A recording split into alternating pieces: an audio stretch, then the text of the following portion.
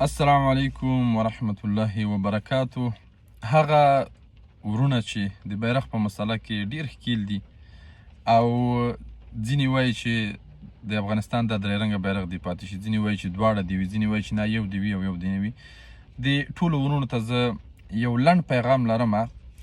زما ګرانو افغانانو ورونو، تاسو فکر وکړئ چې دغه ماسک چې دی دغه زموږ او ستاسو اوسنی بیرغ شو، خو موږ ټول هیوادوال کولی شو چې د دې ماسک تر سیوري لاندې، د دې ماسک تر چتر لاندې په امن کې ژوند وکړو، ویره ونه لرو، سر مو په امن کې وي، مال مو په امن کې وي. د دې ویره راسره نه وي چې ما سره یو قیمتي موبایل وي یا یو قیمتي ساعت وي یا 10,000 20,000 افغانۍ له ما سره وي یا یو ښه موټر راسره وي، په دې پسې ووژل شو. د دې ویره راسره نه وي چې زه د شپې څه مشکل ولرم او سفر وکولی شم که ونه شم کولی. د دې ویره راسره نه وي چې که زه اوس په دې حالاتو کې کور ته نه پرېږدم، آیا زما کور ته خو به څه مشکل نه وي. د دې ویره راسره نه وي چې شپې ټک شي موږ ووایو چې هله غله راغله. د دې ویره راسره نه وي چې زما فامیل ته خو به زما په نه شتون کې کومه ستونزه نه جوړیږي. او زه دا احساس ولرم چې افغانستان د پرمختګ په حالات کې د هیوادوال د مینې او د محبت نه یو ډک ژوند لري. زه دا احساس ولرم چې موږ د ورورولۍ غېږې یو بل ته خلاصې کړي دي.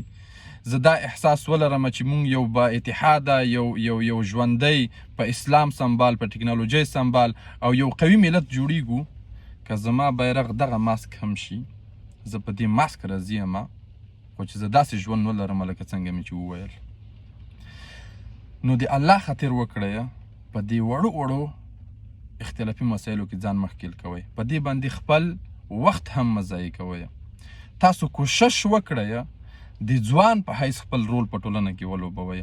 کوشش وکړئ، اوس داسې وخت راغلی دی، داسې وخت راغلی دی چې مونږ او تاسو یو بل ته د مینې غېږې خلاصې کړو، یو بل ته د ورورۍ لاس ورکړو، د همدې حکومت یو مټ یو وزر جوړ شو او تر شا یو قوي تکیه و او داسې یو ژوندی با اتحاد او با اتفاقه ملت و چې د دښمن د خارجیانو پلانونه په هغه خپل هیواد کې ورته شن کړو.